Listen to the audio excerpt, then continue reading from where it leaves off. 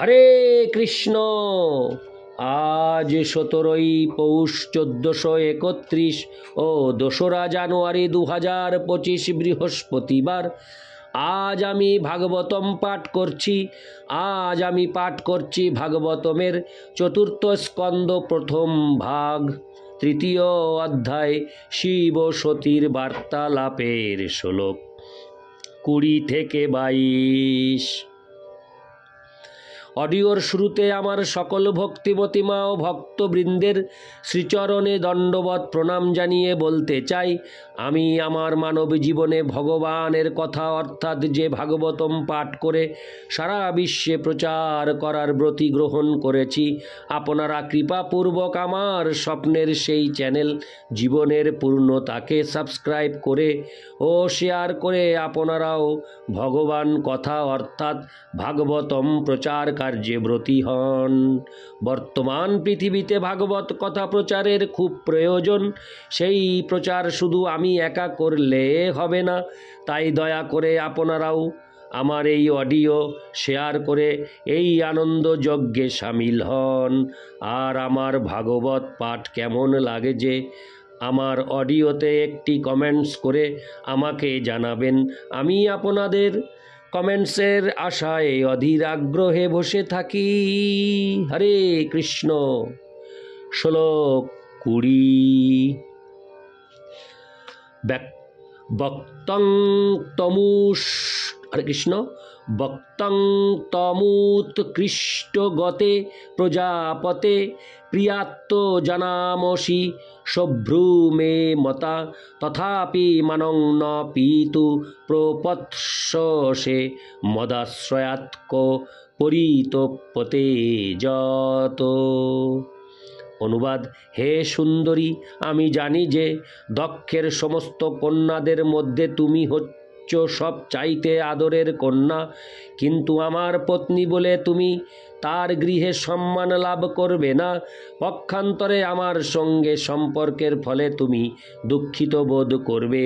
তাৎপর্য: শিব এই যুক্তি উত্থাপন করেছিলেন যে সতী যদিও তার পতি বিনা একাকী যেতে চেয়েছিলেন, তবুও তার প্রতি ভালোবাসা আচরণ করা হবে না, কারণ তিনি ছিলেন শিবের পত্নী। তিনি যদিও একলা সেখানে যেতে চেয়েছিলেন, তবুও দুর্ঘটনার সমস্ত সম্ভাবনা ছিল। তাই শিব তাকে পক্ষান্তরে অনুরোধ করেছিলেন তার পিতৃগৃহে না যাওয়ার জন্য। ইতি শ্লোক 20। শ্লোক 21। পাপচ্চ মানেন হৃদাতুরেন্দ্রিয় সমৃদ্ধিভি পুরুষ বুদ্ধি সাক্ষিণাম অকল্প এষামধীরোড়ুমঞ্জসা পরং পদং দেষ্টি যথাসুরা হরিম। অনুবাদ: যারা অহংকারের দ্বারা পরিচালিত হওয়ার ফলে সর্বদা মন এবং ইন্দ্রিয়ের দ্বারা সন্তপ্ত হয়, তারা কখনো আত্মতত্ত্বজ্ঞ ব্যক্তিদের ঐশ্বর্য সহ্য করতে পারে না। আত্ম উপলব্ধির স্তরে উন্নীত হতে অক্ষম হয়ে তারা সেই সমস্ত ব্যক্তিদের প্রতি ঈর্ষাপরায়ণ হয়, ঠিক যেমন অসুরেরা পরমেশ্বর ভগবানকে ঈর্ষা করে। তাৎপর্য: শিব এবং দক্ষের শত্রুতার প্রকৃত কারণ এখানে বিশ্লেষণ করা হয়েছে। দক্ষ শিবের প্রতি ঈর্ষাপরায়ণ ছিলেন কারণ শিব ভগবানের গুণাবতার হওয়ার ফলে এবং সরাসরিভাবে পরমাত্মার সঙ্গে যুক্ত হওয়ার ফলে তাকে অধিকতর সম্মান এবং উচ্চতর আসন প্রদান করা হয়েছিল। এছাড়া আরও অন্য অনেক কারণও ছিল। দক্ষ অত্যন্ত দাম্ভিক হওয়ার ফলে শিবের উচ্চ পদ সহ্য করতে পারেননি, তাই তার উপস্থিতিতে শিবের উঠে না দাঁড়ানোর ফলে তার যে ক্রোধ তা ছিল তার ঈর্ষার অন্তিম প্রকাশ। শিব সর্বদাই ধ্যানমগ্ন থাকেন এবং নিরন্তর পরমাত্মাকে দর্শন করেন, যে কথা এখানে পুরুষ বুদ্ধি সাক্ষী নাম শব্দগুলির দ্বারা ব্যক্ত হয়েছে। যার বুদ্ধি সর্বদাই পরমেশ্বর ভগবানের ধ্যানে মগ্ন থাকে তিনি অত্যন্ত মহান এবং কেউই তার অনুকরণ করতে পারে না। বিশেষ করে সাধারণ মানুষেরা। দক্ষ যখন যজ্ঞস্থলে প্রবেশ করেছিলেন তখন শিব ধ্যানমগ্ন ছিলেন এবং তাই হয়তো দক্ষকে প্রবেশ করতে দেখতে পাননি, কিন্তু দক্ষ সেই সুযোগে শিবের নিন্দা করেছিলেন, কারণ তিনি দীর্ঘকাল ধরে শিবের প্রতি বিদ্বেষভাব পোষণ করে আসছিলেন। যারা প্রকৃতই আত্মতত্ত্ববেত্তা তারা প্রতিটি শরীরকে পরমেশ্বর ভগবানের মন্দির রূপে দর্শন করেন, কারণ পরমাত্মা রূপে পরমেশ্বর ভগবান প্রতিটি শরীরে বিরাজ করেন। কেউ যখন কোনো শরীরের প্রতি সম্মান প্রদর্শন করেন তখন সেই সম্মান জড় দেহটিকে করা হয় না, পক্ষান্তরে সেই দেহে বিরাজমান পরমেশ্বর ভগবানকে করা হয়। তাই যিনি সর্বদা পরমেশ্বর ভগবানের ধ্যানে মগ্ন তিনি সর্বক্ষণই তাকে প্রণতি নিবেদন করছেন। কিন্তু দক্ষ যেহেতু খুব একটা উন্নত চেতনা সম্পন্ন ছিলেন না, তাই তিনি মনে করেছিলেন যে জড়দেহটিকে প্রণতি নিবেদন করা হয়, এবং যেহেতু শিব তার জড়দেহটির প্রতি সম্মান প্রদর্শন করেননি তাই তিনি তার প্রতি অত্যন্ত বিরূপ হয়েছিলেন।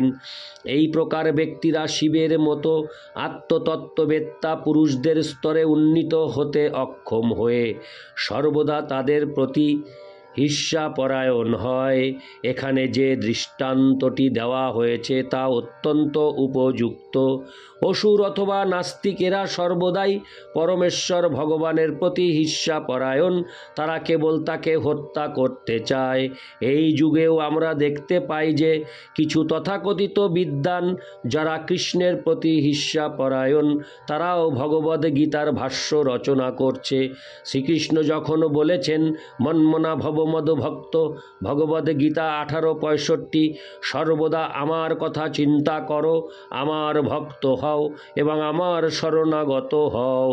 এই বাণীর কদর্য করে সেই সমস্ত তথাকথিত পণ্ডিতেরা বলে যে শ্রীকৃষ্ণের শরণাগত হওয়ার কোনো প্রয়োজন নেই, সেটিই হচ্ছে ঈর্ষা।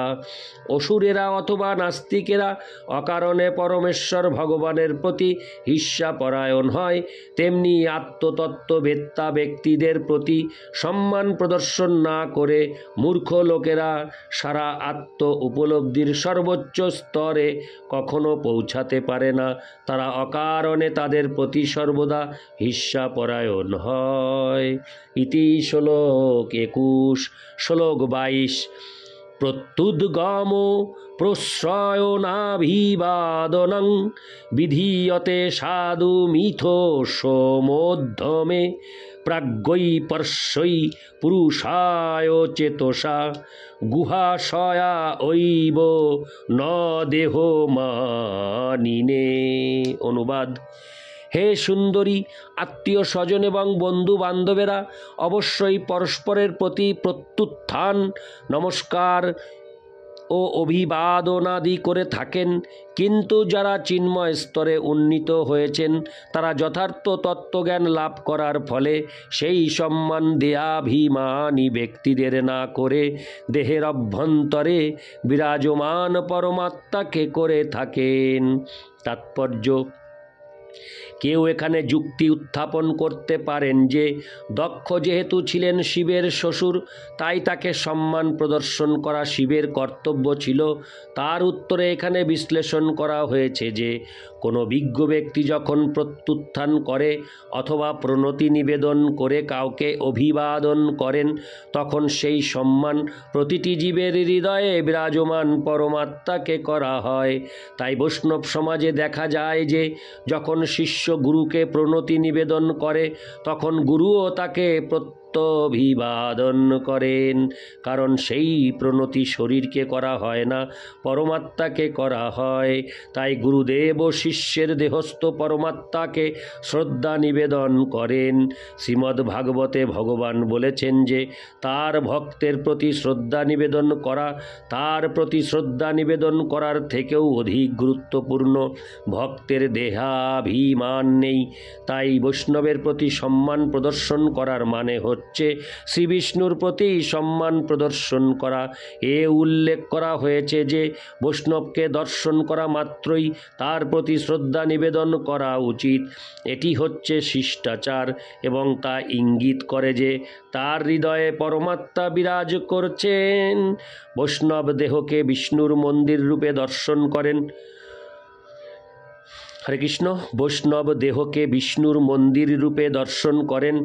শিব যেহেতু কৃষ্ণ ভাবনাময়ে মগ্ন হয়ে পরমাত্মাকে শ্রদ্ধা নিবেদন করেছিলেন, তাই দেহাভিমান যুক্ত দক্ষের প্রতি সম্মান প্রদর্শন ইতিমধ্যেই করা হয়েছিল।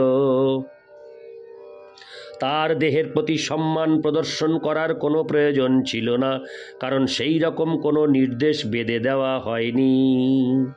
ইতি শ্লোক 22। ওং নমো ভগবতে বাসুদেবায়। ওং নমো ভগবতে বাসুদেবায়। ওং নমো ভগবতে বাসুদেবায়। হরে কৃষ্ণ।